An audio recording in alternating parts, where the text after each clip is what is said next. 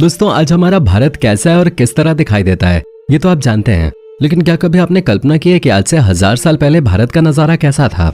यहाँ लोग किस तरह रहते थे, किस तरह की जाति और धर्म का पालन भारत में होता था और उस समय चीजें कैसे खरीदी और बेची जाती थी।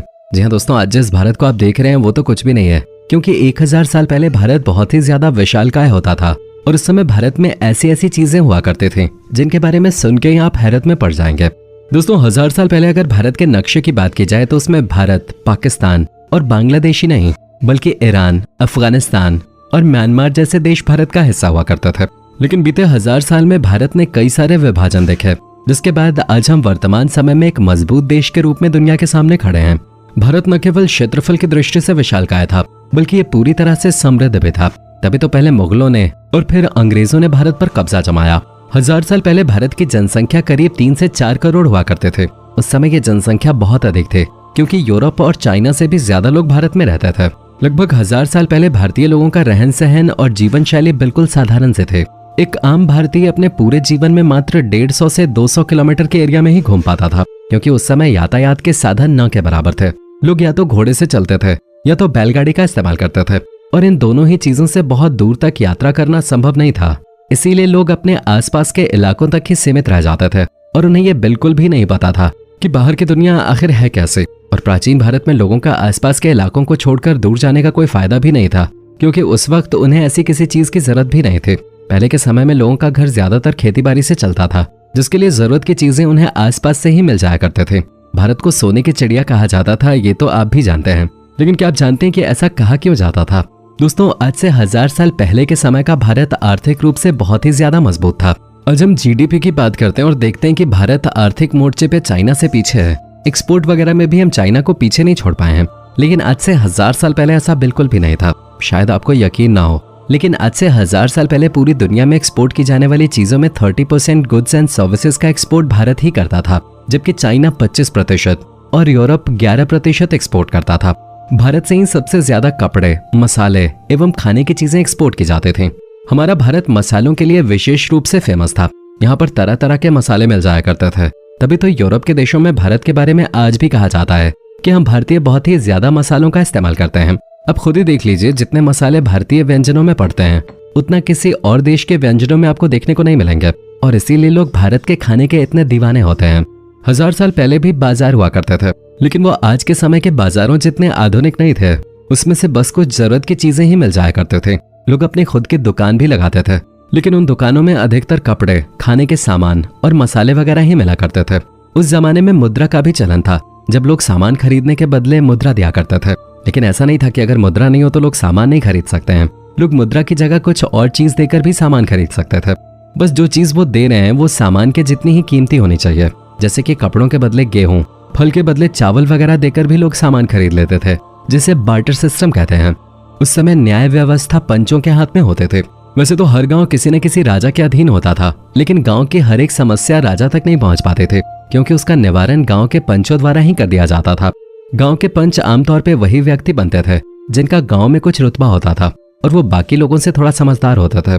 भारत में एक ऐसा समय भी आया था जब देश पावर कॉम्प्लेक्स से जूझ रहा था, यानी कि उस वक्त देश में कोई भी एक शक्तिशाली शासक नहीं था जो पूरे देश को एक करके रख सके। उस समय अलग अलग हिस्सों में अलग अलग शासक राज कर रहे थे, जिसकी वजह से भारत बिखरा हुआ था। तभी हमारे देश पर मुगलों का आक्रमण शुरू हो गया और धीरे धीरे भारत मुगल सल्तनत के अधीन हो गया। 9वीं सदी के अंत में देश में पहली बार किसी विदेशी गुट ने आक्रमण किया था और उन्होंने अफगानिस्तान के रास्ते भारत में प्रवेश किया। उस समय देश में पल्लव, चोल और चालुक्य वंश जैसे कुछ ऐसे राजघराने थे जो काफी ताकतवर थे। इसके अलावा पूरा देश कई छोटे छोटे शासकों तक ही सीमित था। किसी ने भी पूरे देश पर शासन करने का सपना नहीं देखा था, और यही उस वक्त की सबसे बड़ी कमजोरी थी। इसी कमजोरी का फायदा उठाकर आक्रमणकारियों ने भारत को अपने कब्जे में करने की कोशिश की, और वो सफल भी हो गए। 11वीं शताब्दी के आखिर में पृथ्वीराज चौहान, जो कि भारत के आखिरी हिंदू शासक थे, उन्हें भी महमूद ने हरा दिया और उन्हीं के साथ ही हिंदू शासकों का अंत हो गया। पृथ्वीराज चौहान के अंत के साथ ही कहीं न कहीं हिंदुओं के दबने का इतिहास भी शुरू हो गया। और ये कहना गलत नहीं होगा कि पृथ्वीराज चौहान के बाद उत्तर का पूरा क्षेत्र मुगलों के हाथ में आ चुका था। ये क्षेत्र अर्थव्यवस्था के लिए बहुत मायने रखता था, क्योंकि यहाँ की जमीन बहुत उपजाऊ तो थी ही, साथ ही साथ ये वही क्षेत्र था जो भारत को चाइना, यूरोप, रशिया और सेंट्रल एशिया से जोड़ के रखता था। लोगों की जीवन शैली के बारे में बात करें तो उस वक्त लोग ग्रामीण जीवन जीना पसंद करते थे। इसलिए कुल आबादी के मात्र 10% लोग ही शहरों में रहते थे। बाकी के 90% लोग गाँव में रहते थे। गाँव की जीवन शैली बहुत सरल थी। अधिकतर लोग खेती पर ही निर्भर होते थे और उसी से अपना जीवन चलाते थे। लेकिन उस दौरान पानी की व्यवस्था करना बहुत जरूरी होता था। अब जिस गांव में प्राकृतिक रूप से तालाब बने हुए थे वहां पर तो कोई समस्या नहीं थी, लेकिन ऐसे गांव जहां तालाब नहीं थे वहां तालाब खुदवाए जाते थे ताकि बरसात का पानी उनमें इकट्ठा किया जा सके। खेतों की सिंचाई के लिए किसान मुख्य रूप से बरसात के पानी पर ही निर्भर रहते थे। हर गाँव अपने आप में बहुत खास होता था। उस समय में शायद ही ऐसा कोई गाँव होगा जहाँ पर कोई मंदिर ना हो। गाँव में एक आम मंदिर होने के साथ साथ कुलदेवी का मंदिर भी हुआ करता था, जिसके बारे में लोग मानते थे कि वो गाँव की देवी हैं। इसलिए कोई भी शुभ कार्य करने से पहले कुलदेवी की पूजा की जाती थी। और ये सब कुछ भारत में मुगलों के शासन से पहले होता था, जहाँ लोग बहुत ही शांति से अपनी जिंदगी जीते थे। उस समय व्यापार के ज्यादा साधन नहीं होते थे, लोग कृषि पर ही निर्भर रहते थे। इसलिए अक्सर लोग अपने व्यापार को परंपरागत तरीके से आगे बढ़ाते थे। जैसे कि अगर कोई कारीगर है तो वो अपने बच्चों को कारीगरी सिखाता था, अगर कोई चित्रकार है तो वो अपने बच्चे को चित्रकारी सिखाता था। उस समय की शिक्षा व्यवस्था भी गुरुओं के माध्यम से ही संचालित होते थे, जहाँ गुरुकुल में विद्यार्थी पढ़ने के लिए जाते थे और अलग अलग विषयों पर शिक्षा अर्जित करते थे।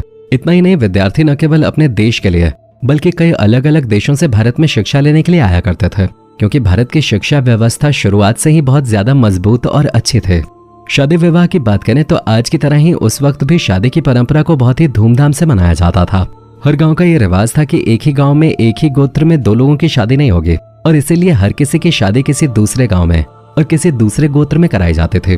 1000 साल पहले शादी का कार्यक्रम 1 या 2 दिन में समाप्त नहीं होता था, बल्कि उस समय की शादियां 7 से 10 दिनों तक चलते थे। बारात का आना और उनकी मेजबानी करने में ही 4 से 5 दिन लग जाया करते थे। आज की तरह ऐसा नहीं था कि जिसके घर में शादी है बस उसी के लिए उत्सव हो। उस समय किसी की भी शादी होने पर पूरा गांव बहुत ही ज्यादा उत्साहित होता था, मानो उन्हीं के घर बारात आ रहे हो और उनके ही पुत्र पुत्री की शादी होने वाली हो। उस दौर में शादी का खर्च एक इंसान पे नहीं होता था, पूरा गांव मिलकर शादी के खर्च को बांट लेता था। इसलिए पहले के समय में शादियों को बोझ नहीं बल्कि एक त्योहार की तरह मनाया जाता था। उस समय कारखाने वगैरह नहीं हुआ करते थे। यही वजह है कि 1000 साल पहले के लोगों को वायु प्रदूषण के बारे में कुछ भी मालूम नहीं था। लेकिन हाँ, उस वक्त भी चुनौतियां थीं। ऐसा नहीं है कि लोगों की जिंदगी बहुत आसान थे। लोग कई सारी चुनौतियों से जूझ रहे थे, जैसे कि बिजली का ना होना, सभी कामों को अपने हाथों से करना। ये सारी चीजें उस दौर में लोगों को करनी पड़ती थी। लेकिन ये सारी चीजें लोगों को चुभती नहीं थी, बल्कि वो इतनी खुली मानसिकता के साथ जीते थे कि उन्हें अपना जीवन बहुत ही बेहतरीन लगता था। उस वक्त कोई भी इंसान ये नहीं कहता था कि मैं दुखी हूँ। लोग हमेशा अपनी स्थिति को बेहतर समझकर आगे बढ़ते थे और आज ये चीज पूरी तरह से खत्म हो गई है।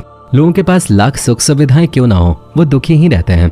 जबकि 1000 साल पहले लोगों को पता था कि किसी भी चीज का विलाप करने से कुछ नहीं मिलेगा। आज भले ही हमारे पास एडवांस टेक्नोलॉजी और सुख सुविधाएं हो, लेकिन पहले के लोग हमसे कहीं ज्यादा खुशहाल जिंदगी जी रहे थे। दोस्तों, अब इसके बारे में आपका क्या विचार है कमेंट में जरूर बताइएगा। और इसी तरह के वीडियोस को लगातार देखते रहने के लिए चैनल को लाइक, शेयर और सब्सक्राइब करना बिल्कुल ना भूलें। धन्यवाद।